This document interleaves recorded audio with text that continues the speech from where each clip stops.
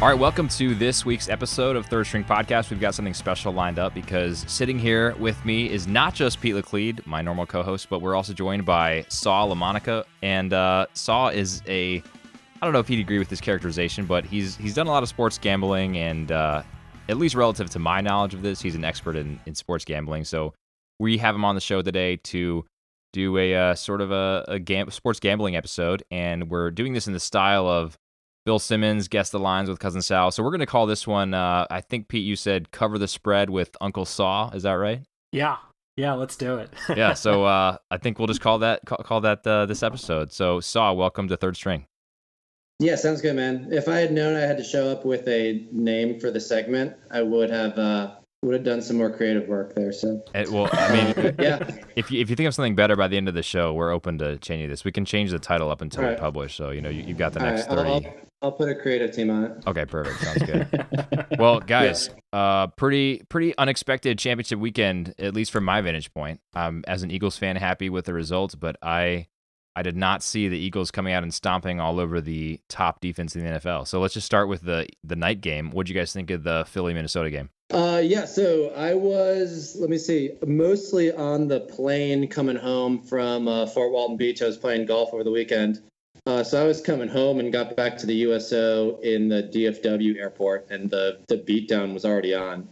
And I could not believe it with the Minnesota defense. More than anything, it's not like we've never seen Nick Foles be useful before. We have in previous lives, but I just could not believe the Minnesota defense melted down like that. Did not expect that at all.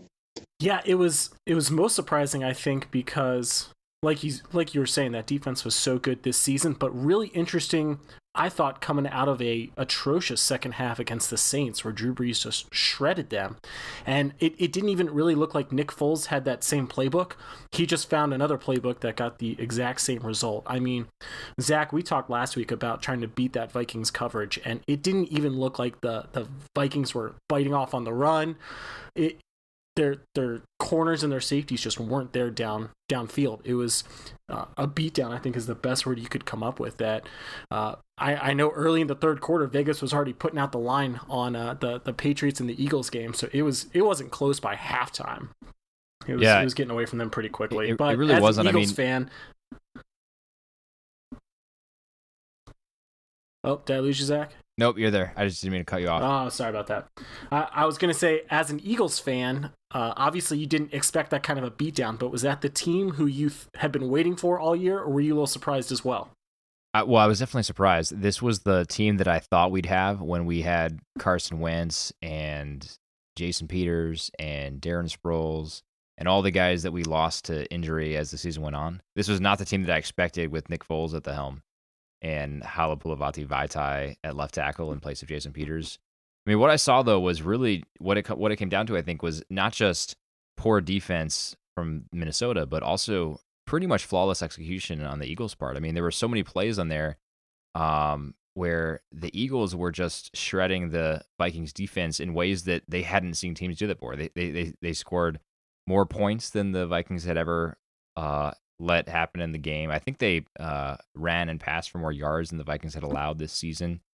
There was a play where Zach Ertz put a double move on Harrison Smith, the all-pro Harrison Smith, and just beat him by like 5 yards down the sideline for a 36-yard gain. There was another one where Corey Clement ran for 9 yards for a first down on a 3rd and 8 when he should have been tackled at the line of scrimmage. I mean, there were lots of plays like that where the Eagles were just executing way better than the Vikings were. And then there was Foles putting a perfect touch on that flea flicker pass to Torrey Smith in the end zone all the way down the other side of the field. I mean, it was impressive to watch. And as it was happening, I also was not really believing my eyes, because it wasn't that I thought the Eagles would lose. I predicted a 20-10 victory for the Eagles. I just grossly underestimated the Eagles' offensive firepower coming in. And apparently overestimated the Vikings' firepower too, because they didn't even score 10. But So it was, I thought one of the most interesting things between our night game and our afternoon game that we'll get into here in a second was just the killer instinct coming out of the Philly team. That you look at the end of the first half in the Patriots Jaguars game, the Jags get the ball under 1 minute, take a knee, even though they have 2 timeouts left, head to the locker room as they're kind of reeling. The Eagles obviously weren't reeling when they were up, 17-7. Against the Vikings at that point. But 21-7. Not only do they not run it up the middle 3 times and call it good, but they took a shot downfield and got a field goal out of it. And I actually think, despite the fact that the score was 21-7 at that point, that field goal, I think, was probably the most important score of the day for the Eagles, because I feel like that really kind of put their foot on the throat of the Vikings at that point. And that seemed to change the game more than anything. Walking into the locker room, Philly's getting the ball, coming out of the second half, they had just scored. I thought at that point it was over for the Vikings. That's a huge Patriots move. They always score right before the half, and they didn't defer on the kickoff in this game. The Jags got the ball to open the second half, but they love to do that, scoring with 30 seconds left in the first half, getting the ball back and rolling right into the second half. The Patriots scored right before the half, and the Eagles used that to their advantage as well. Yeah, and this is a great transition point to talk about the Jags-Patriots game, because it's the tale of 2 tapes. And Pete, you and I were texting about this as it was happening in Philly. When Philly started that drive with less than a minute to go to eventually get those 3 points on the scoreboard before the half, they started with the same amount of time, essentially, that the Jags had going into the end of the first half in the earlier Jags-Pats game. And they kneeled it out on 2 downs to run the clock out. And I was just thinking, why not take a shot? Take a shot or 2 down the field, see if you can get into field goal range and get some points on the board, because they were up 20-10 at that point. And just like in the Eagles game, Pete, you said you realized that was kind of it, that the Eagles were not letting up. They were going to keep driving and they were going to win the game. It was at that moment in the Jags game that I realized the Patriots are going to come back and win this thing, because the Jags are not playing aggressive. They're going to play conservative in the second half, as everybody who's ever lost to the Patriots in a comeback win has, and it's going to be over. And sure enough, that's exactly what happened, as the Jags were held to, I think, less than 50 yards of offense in the second half, something like that. So anyway, Saw, as a Patriots fan, what were you thinking when the Jags were kneeling it out to end the first half? They had and I was thinking about this a little bit before the game, the Jags, despite the lack of track record and lack of big quarterback, they have the formula on paper to be the problem that the Patriots have had in their past playoff losses, which is Jets, Ravens, and Giants in the Super Bowl, which is getting that pass rush with 4 and then covering down and making just enough plays on offense. So the formula looked exactly like the 2 Super Bowls looked. It looked like losing to Mark Sanchez looked. It's not like they've never gotten beaten by a bad quarterback before. I think Mark Sanchez beat them twice. So I absolutely, I thought it looked like one of those wins rather than, one of the comeback wins. But that's just, I'm a Patriots fan, but also being a Red Sox fan, you tend to take a little more. There's still some Red Sox in there in the blood to take a more pessimistic outlook on things. Yeah, totally fair. The second moment I want to ask you about as a Patriots fan again, the Gronkowski hit that took him out of the game. First of all, dirty play or not dirty play? Second of all, did you think that the Patriots could still finish the comeback at that point? Probably not a dirty play. Probably just the reality of football right now. Probably worth the penalty, but not worth getting thrown out. So they did call it, I believe. But they had really been protecting Gronk the entire year and had been protecting him from hits like that by not putting him over the middle. And when they needed him, started to rely on him more and more and more, and then just kind of left that one out there. They've got a lot of weapons on offense. I didn't necessarily think that was going to be the reason that they didn't come back once he got knocked out of the game. I thought it was more about the defensive pressure, because that's the beat Brady formula. Right. But certainly didn't look good at that point. It's clear that he should have stayed out of the game. He was wobbly when he got up. Yeah, totally agree. But it turns out you didn't need him because you have Amendola, who is a good receiver in the regular season and a great receiver when you need him in the clutch in the postseason. Yeah, just their ability to just go down the line, and it's every offensive player, one after the other, being able to step up has really been, what they've relied on for years and years and years, even as they continue to cut ties with players 1 year too soon rather than 1 year too late. There's always the next dude. And I remember when Amendola came over from the Rams, everyone thought he was going to be, just a perennial 100-catch guy, and he hasn't been able to stay healthy. But he's had a couple of moments here now, which has made that pay off. So I got to ask you, while we're getting your perspective as a Patriots fan, and obviously that's the theme here, the Tom Brady hand injury. What is your perspective as a Patriots fan? I'm not asking you whether or not it was real, but asking you kind of your perspective watching this all happen as a Pats fan specifically. Are you buying into the hype that this could be bad? Are you brushing it off because this seems to happen every year that something comes up and it just doesn't matter to the Patriots organization, that they're going to find a way to fight through it and be in the AFC Championship and perform in the AFC Championship? What's going through the minds of the New England faithful?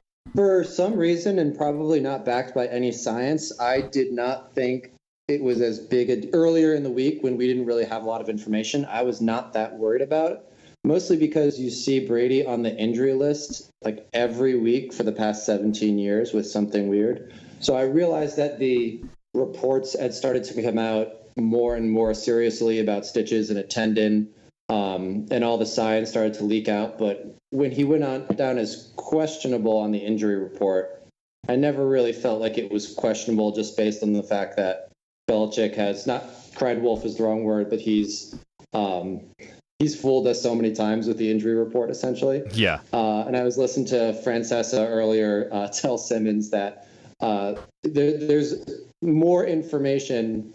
There's basically no information coming out of the Patriots on injuries. It's easier to get information from the White House at this point, they were saying. Because there's so much disinformation coming from Belichick and coming from the training room that unless you're in the room there with the doctors, you probably still don't have that much information. Yeah, I think, Pete, it was your point earlier when we were texting about this, or maybe we were tweeting about this at each other, but it seemed to me that there was a little bit too attention paid to the hand, and maybe by design, because it distracted from all of this are the Patriots over talk. So Saul, what's your take on the broader storyline there? The Seth Wickersham article that comes out says this might be the end of the triumvirate, the Brady, Kraft, Belichick triumvirate. There's trouble in paradise. They the Gillette Stadium's not big enough for all three egos. You make this out to be true at all? On the one hand, I don't buy it. On the other hand, there's probably going to be some storyline related to the fact of, I kind of mentioned earlier that Belichick has always cut ties with people 1 year earlier rather than 1 year later. He's never sitting on a veteran on a bad contract, unable to get rid of him. So eventually, as Brady goes from 40 to 41 and beyond, and he says he wants to play to 45, eventually Belichick is going to want to move on. Now, I don't buy for a second that Kraft intervened and started to tell Belichick how to run his team and that they had to trade Garoppolo to protect Brady, because Kraft has never intervened with Belichick's crap ever. So I don't buy this all of a sudden happening in the middle of a 13-3 season. Right. But big picture, is there eventually going to be a Belichick decision that surprises people? Maybe. How many Hall of Fame quarterbacks wound up on a different team than they're going into the Hall of Fame as, Right.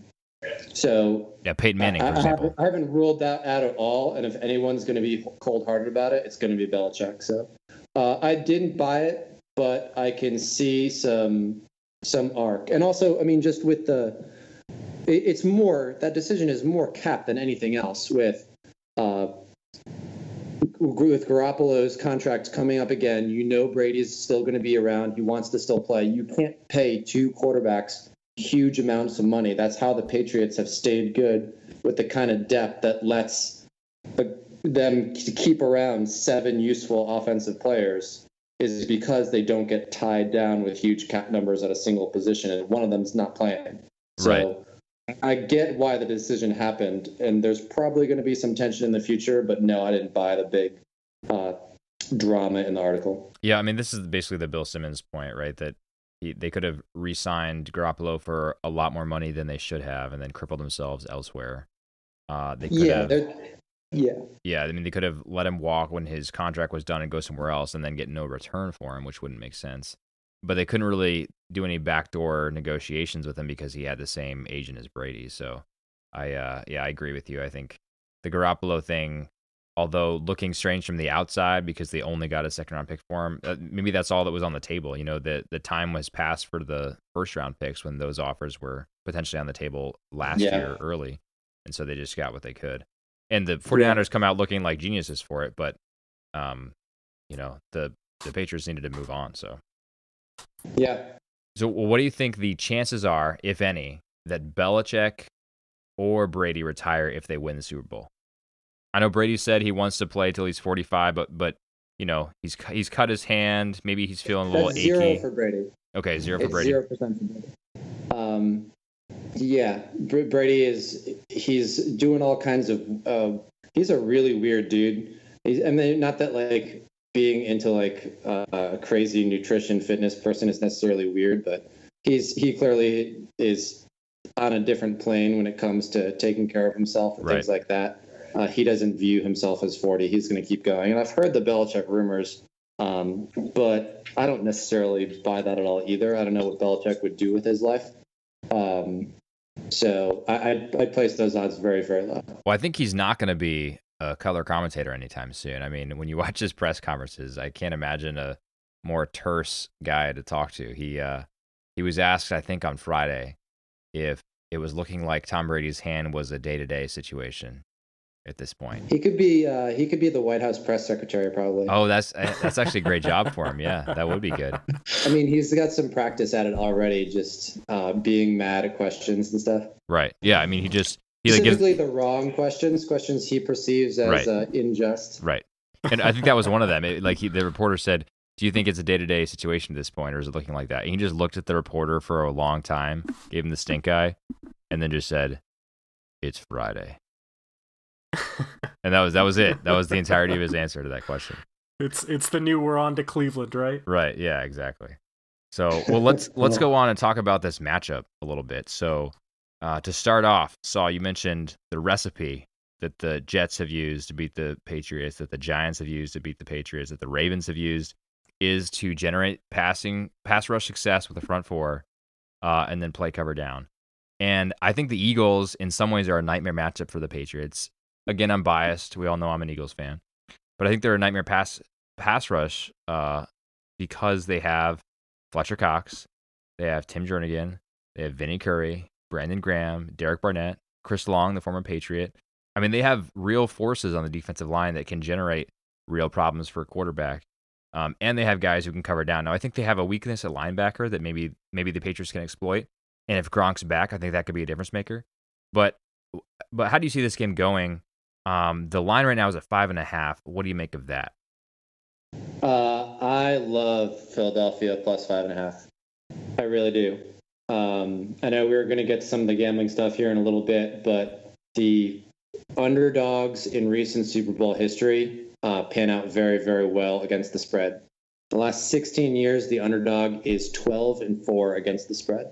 Oh, wow. I didn't realize that. And that includes last year when the underdog was up 28-3 and ended up losing. It would have been 13-3. Oh, wow. So I love it. I do. And granted, let me give full disclosure again. I bet against my teams on the regular as a hedge against happiness. So that way, if they win, it's like I paid for them to win. That's brilliant. And if they lose, then at least I'm going to make some money off of it. Brilliant. It's the Louisville basketball mentality, right? That's right. Yeah. So I had Clutch. We were together. That was actually the first weekend we hung out. Was the Seahawks Super Bowl. I had big. I'm a very low stakes better. But I had a whole bunch of Seahawks money at I think it was Seattle -1 that day, and lost a bunch of money that day, but it was worth it. So there you go. Yeah. So, Saws, we're looking at the line. The Westgate, what we're going with out of Las Vegas, has it at 5.5 right now. Do you see that line changing over the next week and a half? And what kind of goes into those lines changing, in your opinion, as a, I don't want to just say casual sports bettor, but a guy who actually knows what he's doing? What goes into that and what helps change it? As a gambling enthusiast, so from what I understand, it started at 6. And moved to 5.5, and Correct, you'll see yeah. it at 5 at certain places now. Yep. So I think just the way you see those lines is they tend to clump together in certain areas based on the relationships of the team. So you'll see for like one team is way better than the other. You'll see it clump at like the 13.5 to 14 range, which is where you saw like the Tennessee game. If one team is decidedly better, you see it clump around that 7.5 range, like the Jaguars game last week. And then for a close game where one team is a favorite but not a big favorite, you see the 3.5 clump. And every once in a while it gets lumped in the middle where they're not really sure. And that's also kind of a Simmons take in that Vegas zone right there. So trying to compare it to like the Falcons last year at Pats -3, and in the game last week with the Jags, I think it was about 7.5, or even down to 7 at kickoff at certain places. Yes. I thought it was going to settle right around in the middle there, and it would be a lot different if Carson Wentz was the quarterback. I think it would have been a little bit more Eagles, probably closer to what it was last year with the Falcons, settling around 3. So I thought 5 was about normal. Okay, gotcha. I'm really curious to see what version of Nick Foles we get, because he's such a high variance quarterback. His QBR fluctuates so much from game to game, but at the same time, he tends to really show up in postseason games. Now, there's not much history there. He's played in 3 of them, but he's the first QB in history. I saw the stat the other day. The first QB in history to have a QBR over 100 in each of his first 3 postseason starts, which is impressive. And if you're talking about Nick Foles from the end of the regular season and he shows up in Minnesota, it's going to be an ugly game for the Eagles. But if you get the postseason Nick Foles, it's going to be good. I don't know. And I'm curious about Brady too. I mean, Brady didn't play. He played fine, I guess, in New England against Jacksonville, and he played great when it mattered at the end. But his stats weren't super flashy. So I mean, he protected the ball. He didn't throw any picks, but he took some sacks that he probably didn't need to take. And he only had a 7.6 average, which was lower actually than Blake Bortles. He threw for less yards than Bortles. So I don't know. It'll be interesting to see which version of Brady shows up too. I was going to say that Patriots defense was kind of a Jekyll and Hyde this week as well. That's actually my key to the game. Is obviously Nick Foles is the biggest key and the flashiest one, the most fun to talk about. But that Patriots defense looked pretty bad in the first half against Jacksonville. Obviously Leonard Fournette is not running for Philly right now, but Philly still has a decent running game with Jay Ajayi, and I think that could be a problem. And we saw a lot of downfield coverages blown in the first half. They really shored it up in the second half, but I think that Patriots defense that looked decent throughout the season really didn't show up in that first half, and they're going to need to fix that, I think, coming out after a 2-week hiatus here where Nick Foles has some time to look at them and figure out what their weaknesses are. Yeah, I agree, man. I think the Patriots D has been smoke and mirrors for a long time. For most of the season, I've been really excited about not excited, but financially excited to get to the playoffs and bet against the Patriots defense, because I thought they had a lot of problems. They're just not very. I mean, they were really getting beat all over the field, especially early on with Jacksonville. So I'm still excited to bet against them because of that defense primarily. The team really started to come around. They started to gather momentum, but the bend and don't break doesn't work nearly as well when you're not scoring 35 points. And I don't think they're going to score 35 points on Philly. Like they can destroy those regular season teams in the dog days in October and November. So the over-under on this game right now, while we're sticking with looking at the lines, is 47.5 when I checked it a couple hours ago. You liking the over, you liking the under for this game? Yeah, I last saw it at 48.5, but I'm sure it's a little bit different at different places. I love the under And bear in mind that I had money on the under for Jacksonville-Pittsburgh. I could not believe that game was 45. Yeah, that was insane. I was really Yeah. surprised about that too. I would make that bet again in a second with the Jacksonville D.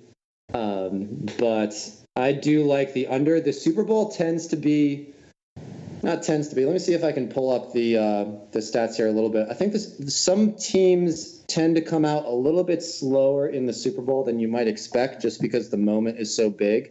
And I think the defenses being amped up helps a little bit more than the offenses being amped up early on before people settle in. So I do like the under here. I think you make a great point. Look at the historical teams like Peyton Manning when he had that phenomenal season and they come out against the Seahawks and give up a safety on the first drive. I think that's a great point, that offenses really need to find their groove more than a defense does, especially in that big moment. I think that's a great point. Yeah, it looks like reasonably even going back over the last 10 years or so. There's even a little bit more overs than unders. Going back the last 10 years, over, under, over, under. Yeah, it's about 6-4 over, 7-3 over. But I do like the under here, some type of a 21-17 kind of game that could go either way. And that kind of gets into some of my props for when we transition out to that. Yeah, no, let's get into that. I love talking prop bets. You talk about something I lose every time, though. It's the prop bets. My favorite prop bet of all time was Peyton Manning, how many times he would yell Omaha after he had that AFC championship where he yelled at 40 sometimes, then didn't in the Super Bowl and lost a lot. But talk to me about some of the prop bets that you're tracking on, whether it's a serious prop bet or a hilarious prop bet. Both are good. Okay, I've got mostly serious ones because I haven't found, I feel like, I don't know if you found any, but I was looking last night, doing a little bit of research. A lot of the more creative ones aren't going to come out till a little bit later, although if you found some, we'll talk them over. So I've got some more serious ones. So the first one is kind of transition from the last thing that I said, when I like the under, and I like especially the Philly defense giving New England some problems. So in the 21-17 range. If you look at the alternate spreads, the payout for New England winning by 1 to 6 points is plus 325. So risk $100 to, if you win, you get your $100 back plus 325 on top of it. New England winning by 1 to 6 is plus 325. Philly winning by 1 to 6 is plus 400. You can bet on both of those if you think it's going to be a tight game under a touchdown either way. And still, that's a risk 100 to win between 225 and 300 because you lose the other $100. But if you think that this game is going to be a field goal, or if you think it's going to be close late, I think that's a great bet. That's still in the plus odds to make some money, and I do. So I love that prop there, with basically saying that the game is going to be decided by less than 6 points. What do you think that one? You like that one? Yeah, I'm sitting here, and you, of course, were ahead of me on doing the math, but I hadn't even seen that prop bet yet, and I think that's a great one. I especially like the fact that either way I could walk away with a little money, which I am known for not doing. So I like that. I like that. You looking at any parlays for this whatsoever between prop bets, or do you like to take prop bets straight up as they are?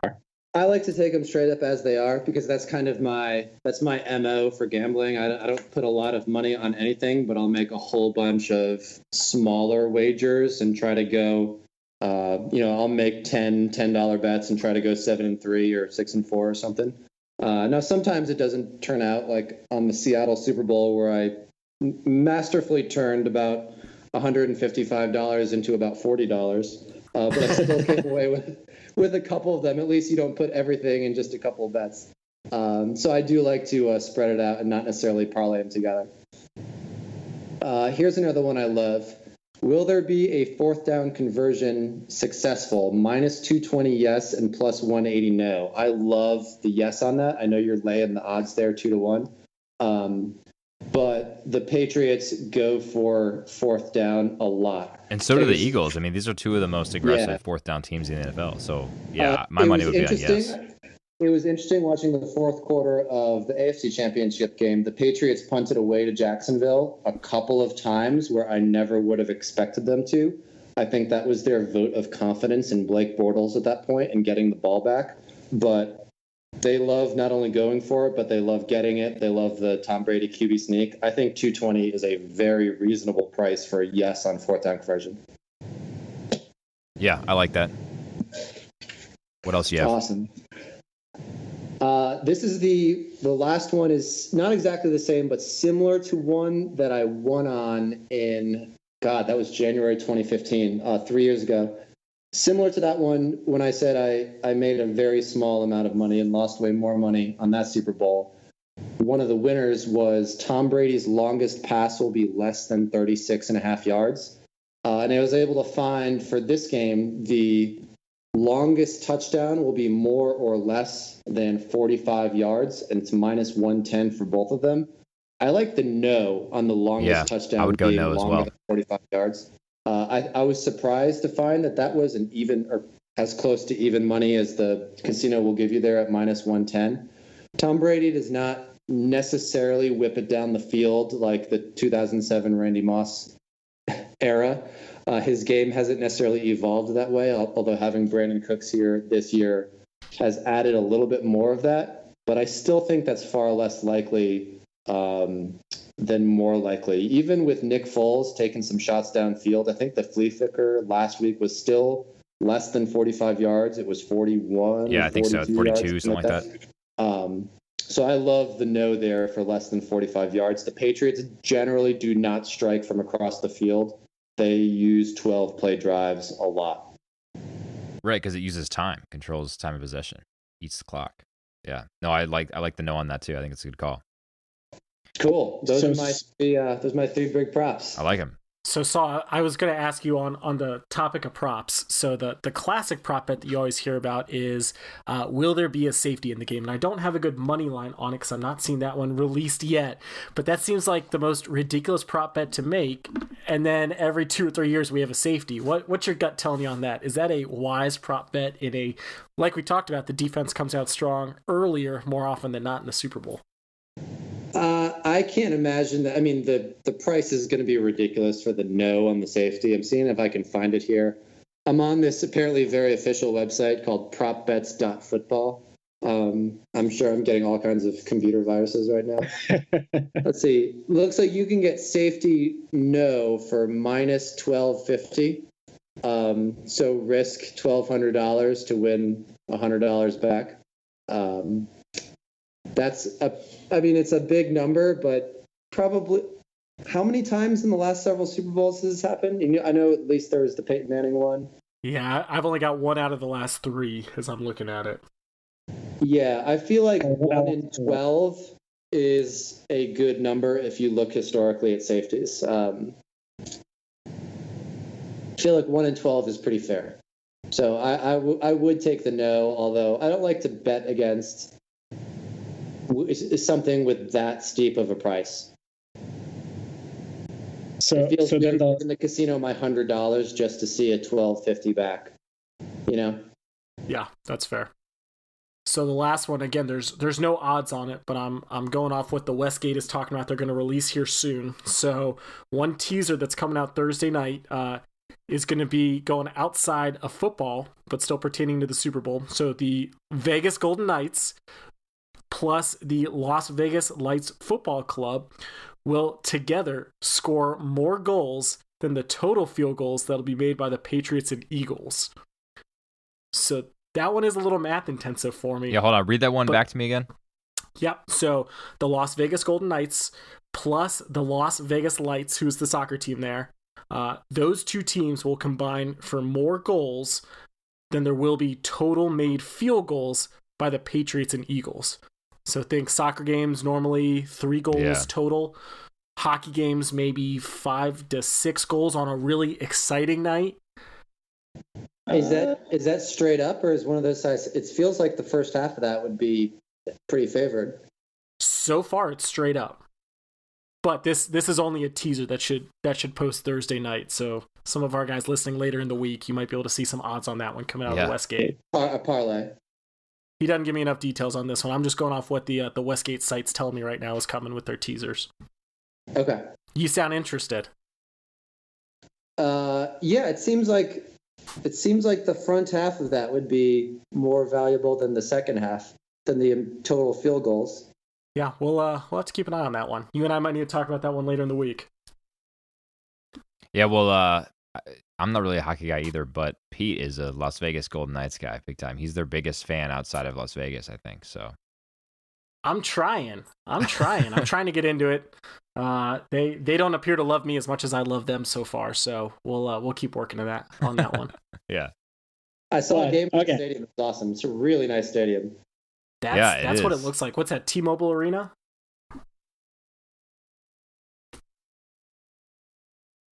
Really? I've not been there yet. Yeah, I saw a BC game there. They did a hockey tournament there 2 weeks ago. Nice. Hey, how about this prop bet, Saw? How long will it take Pink to sing the U.S. national anthem? Over 2 minutes is -140. Under 2 minutes is even. I feel like you'd have to go back and time some previous Pink. Yeah, totally. Singing and entertainment. I'm sure my gut instinct tells me that the women go longer than the men because they hold the notes out longer. Yeah. I don't have any science to back that up. I don't know. That sounds all. reasonable to me. That's just what my gut tells me. And the fact that it's -140, I think, tells you that other people are thinking that way a little bit as well. Yeah. I don't think I'm familiar really enough with Pink's music either. Yeah, I do not have that much on there. I believe that Tails is like at a 52% clip recently, so maybe there's a little bit of value there. Yeah, that was my question. What do you think of those prop bets where they're just betting on coin toss? So that is the stupidest thing that has ever happened in mankind. It seems pretty dumb to me. Because every sports bet is built such as to have a edge for the casino so that they make a little bit of money on it, which is why it's up -110. If you want to bet on a coin flip, I can just turn to Clutch and say, hey, bro, I'll bet you $10 on this coin flip that it's heads. Like, we can very much manage that arrangement on our own, betting on a coin flip, and not pay the casino that little bit of house edge. Yeah, great point. Makes sense. It's ridiculous. Okay, so Pete, you want to bet on the coin flip? We'll skip the casino. Great, another bet I can lose. Really appreciate it. All right, so I've got another question for you. So you were talking about your margin of victory prop bet. So you said like Eagles by 1 to 6 points is +400, and I think the Patriots was 325. But I've seen prop bets on the exact winning margin that have potentially much higher payouts. So like, for example, Eagles by 1 point, exactly 1 point is +3,300. Eagles by exactly 2 points +4,000. Eagles by exactly 3 +1,000. So what are your thoughts on trying to play the odds there and basically, put money down in like the 1 point, 3 point, 5, 6, 7 margins for a potentially much larger pay? You know what I mean? That's interesting. You're kind of like playing a roulette game and taking a couple of coins and putting them on different numbers. Right. And hoping one of the numbers hits. So if you buy the game's going to be less than 6 points theory, you can take, Eagles by 3 and Eagles by 4, and both pretty high payouts. Right. That's probably fair if you think it's going to be close but Eagles, or if you think it's going to be close but Patriots, you can take the other way, 3 and 4. I think 3 and 4 would be more likely than a 1. But that's totally that's the way I would spread it out if I was doing that. Okay. Once you start to put down more than 4 of those, though, it starts to creep closer to just an even money bet. It's probably not as worth it. Yeah. Yeah, Eagles by 5 is a +5,000 payout, which is crazy. Yeah, 5's a little funky to reach. It's like a 27-22. Right. Or 21-16. Yeah. That Saints-Vikings finish that we saw at this point a week and a half ago, where the last line I saw was that the Vikings were favored by 5.5, won by 5, could have won by 6 if they'd kicked the field goal, but took the kneel down as they are chanting and Stephon Diggs is chucking his helmets. And it seemed like that threw Vegas into disarray from everything I could find about the game and its impact in the casinos. Is that the craziest finish that you can remember in recent history in terms of how much things have changed so dynamically? I think the over-under on that game was getting messed with as well. I have it some here in my notes, but overall, anything more crazy than that Saints-Vikings finish in terms of a gambling scenario? There was. So you asked me this a little bit earlier, so I did a little research, and it didn't take a whole lot of internet for me to find one. But what makes this one crazier than the Saints-Vikings game is that ultimately the decision not to kick the extra point is perfectly understandable. The game was over, and there were 0 seconds left. So you get why they had to go out there by rule but took a knee. So if you go back to the Music City Miracle in '99, when the Titans run back that kickoff with the pass across the field, they beat the Bills. Last time the Bills were in the playoffs, all that kind of stuff. That game was Tennessee -5. So Tennessee scores that touchdown. There's still a couple seconds left on that clock, and Tennessee goes up 5, 21-16, and the line is Tennessee -5. So now there's still a couple seconds left, so you have to kick off. And the only way you can lose at this point is if Buffalo runs back the next kickoff, right? Yep. So you're up 5. What should you do? Should you kick the extra point or should you go for 2? I got to imagine I would. I would go for 2. I would go for 2. You go for 2 to make it 7 because there's 2 seconds left on the clock. The only thing that can happen is a run back touchdown. Right. So you kick the extra point, you're up 6. And then you still lose on a touchdown. Yeah, that does nothing for you. Yeah. So the line is -5, so they can either kick the extra point and go up 6 or go for 2, which makes sense, but they might get stuck at 5. And inexplicably, they kicked the extra point to go up 6, even though they still had to kick off. So they took the guaranteed cover the spread rather than risk getting stuck right there on the push. Which I'm sure that's not how the decision-making went down, but for the gamblers, I wouldn't be too sure. Don't be too sure. Someone's getting the payout. Yeah. That's absolutely bonkers to have made a incorrect tactical decision that cost that much, had that much gambling impact. Right. So, the one in the Saints game, which was, skipping ahead from 5 to 6 with the line being 5.5, that may be more dramatic, I guess you could say, because it went from a loss to a win with the 5.5 point spread. That's a perfectly understandable decision. I do not understand how Tennessee could not have gone for 2 there. So, yeah, that makes sense. What do you think? Is that one crazier? I like it better, yeah, because I mean the Minnesota one, people were gonna lose that anyway, and then the Case Keenum miracle heave to Stephon Diggs made them think, oh, now they're gonna, then we're actually never mind. And there's lots of games. There's lots of games where since most betting lines are less than 7 points, anytime you have a dramatic score at the end of the game, it's going to swing the gambling line. So It's not necessarily the amazing touchdown play that makes that one unique. It's that there was the decision to come out for the extra point or not that was going to turn it. So you could say that the Patriots interception on the Seattle one yard line was, that swung a whole lot of point spreads a certain way. Oh, for sure. But just with the decision making, it's unbelievable.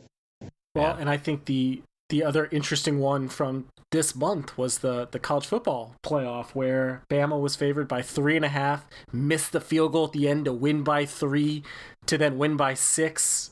To still win by 3 in overtime after that touchdown. It was just, that one was up and down. They ended up breaking the over-under by scoring that touchdown. It was just an insane month for gambling, I think. Yeah, it was. It absolutely was. Not a good month for me necessarily gambling. I took the under a couple times and expected to do fine. Felt very confidently about it and did not. Uh-oh. Well, better luck. Super Bowl's next in February, weekend. Yeah. So. Yeah, I do not have any money yet on the Super Bowl because I was gonna take because I'm not in Vegas all the time, but I was there for 2 weeks in January. I was gonna take the NFC +3, even though we didn't know who the NFC teams were yet. But I didn't like it because once Carson Wentz went out, it was clear that the Patriots were going to be favored by more than 3 against basically anyone they were playing. to include even Minnesota, probably would have been about 3.5. So then I would have been stuck with a NFC +3 ticket, even though I could have gotten NFC +5.5 like it is now, since they're more underdogs. So I actually don't have any Super Bowl money yet. Well, good luck, and thanks so much for joining us to talk about all things football and prop bets and game line bets and all that. It was fun to talk to you, Saul, and hopefully you'll join us again another time on Third String. Cool. Thanks, guys. Appreciate it.